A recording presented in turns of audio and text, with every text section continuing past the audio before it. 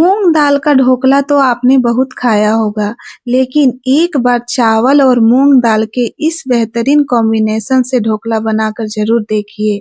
देखिए कितना सॉफ्ट, मुलायम और स्पंजी बना है। इसमें मैंने एक ऐसी चीज ऐड की है जिससे इसका टेक्सचर और भी अच्छा हो जाता है और ढोकला खाने में एकदम हल्का लगता है। बच्चों से लेकर बड़े सभी को ये पसंद आएगा। अभी सावन का पावन महीना चल रहा है, तो ऐसे में ब्रेकफास्ट या स्नैक के लिए एकदम परफेक्ट रेसिपी है।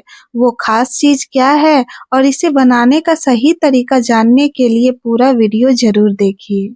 तो मैंने यहाँ 1 कप मूंग दाल और 1/4 कप नॉर्मल खाने वाला जो चावल होता है ना, उसे रात भर पानी में भिगोकर रख दी थी, जिससे दाल और चावल अच्छी तरह से फूल जाते हैं। इससे इन्हें पीसना आसान हो जाता है और ढोकला भी ज्यादा सॉफ्ट व स्पंजी बनता है। अब मैंने यहाँ 1/4 कप मुरमुरा ली हूँ, यानी चावल जितनी ही मात्रा में मुरमुरा लेंगे और इसे 5 से 10 मिनट के लिए पानी में भिगोकर रख देंगे। मुरमुरा डालने से ढोकला हल्का, मुलायम और बढ़िया स्पंजी बनती है। मुरमुरा हमेशा सही मात्रा में ही डालिएगा। अगर इसे ज्यादा डालेंगे तो ढोकला थोड़ा भुरभुरा हो सकता है और कट करते समय टूट सकता है। अब सभी को जार में डाल देंगे और साथ ही फ्लेवरिंग के लिए 2 हरी मिर्च, थोड़ा सा अदरक का टुकड़ा, 8 से 10 करी लीव्स और 2 चम्मच दही डालेंगे। दही डालने से बैटर हल्का हो जाता है और इससे ना ढोकला में खट्टापन वाला अच्छा सा टेस्ट देता है। अब सभी को फाइन और स्मूथ पेस्ट बना लेना है। देखिए इसे ऐसे ही एकदम फाइन पीसना है। इसकी कंसिस्टेंसी पोरिंग वाली होनी चाहिए, बिल्कुल ऐसा वाला होना चाहिए।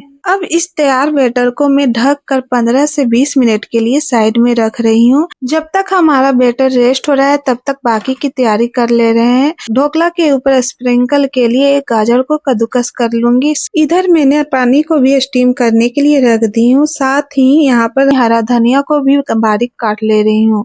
अब इसी के साथ में इस ढोकला के लिए एक झटपट बनने वाली हरी चटनी भी तैयार कर लूंगी। मिक्सर जार में 1 मुट्ठी हरा धनिया, 2 से 3 चम्मच एकदम चिल्ड दही, थोड़ा सा साबुत जीरा, थोड़े से भुना हुआ बादाम और थोड़ा सा भुना हुआ चना दाल डालूंगी और इससे चटनी के स्वाद और टेक्सचर दोनों बहुत बढ़िया आता है। इसमें थोड़ा सा नींबू का रस, स्वादानुसार काला नमक और 1 चम्मच सरसों का तेल डालकर हल्का दरदरा या कोर्सली इस तरह से पीस लेंगे। लगभग 20 मिनट हो चुका है। अब हमारा बैटर अच्छी तरह से रेस्ट कर चुका है। अब इसमें स्वादानुसार नमक डालकर इसे अच्छी तरह से 1 से 2 मिनट के लिए फेंटेंगे।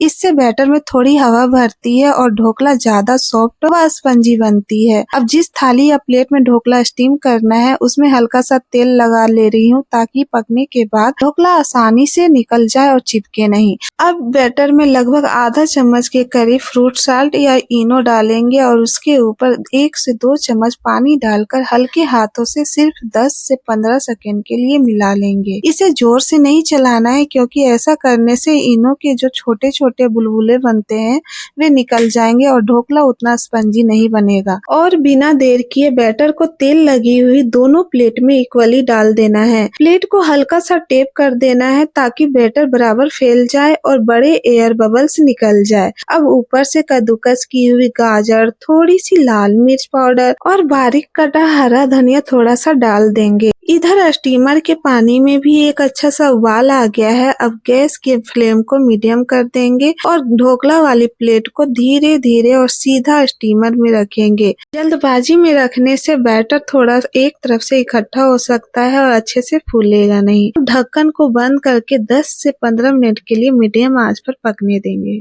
लगभग 10 से 15 मिनट हो चुका है। अब ढक्कन हटाकर ढोकला को एक बार चाकू की मदद से इस तरह से चेक कर लेंगे। देखिए कितना क्लीन आया है। इसका मतलब है ढोकला परफेक्ट बनकर तैयार हो चुका है। अब इसके लिए एक स्वादिष्ट तड़का तैयार कर लेंगे। पैन में 2 बड़े चम्मच तेल, 1 छोटी चम्मच राई, 2 बारीक कटी हरी मिर्च, 8 से 10 ताजे करी पत्ते और भरपूर बारीक कटा हरा धनिया डालेंगे। इसे 20 से 30 सेकेंड हल्का सा चला लेना है, ताकि धनिये की कच्ची नमी निकल जाए और इसकी खुशबू तड़के में अच्छी तरह से मिल जाए। गैस बंद कर देंगे और इस तड़के को ढोकला के ऊपर चारों तरफ से बराबर फैला देंगे। फिर एक ब्रश की मदद से इसे हल्के हाथों से पूरी सतह बराबर इक्वली फैला लेंगे ताकि हर पीस में तड़के का स्वाद बराबर आए। अब ढोकला को अपनी पसंद के अनुसार स्क्वायर, रेक्टेंगल या डायमंड शेप में काट लेंगे। मैं इसे स्क्वायर शेप में काट रही हूँ।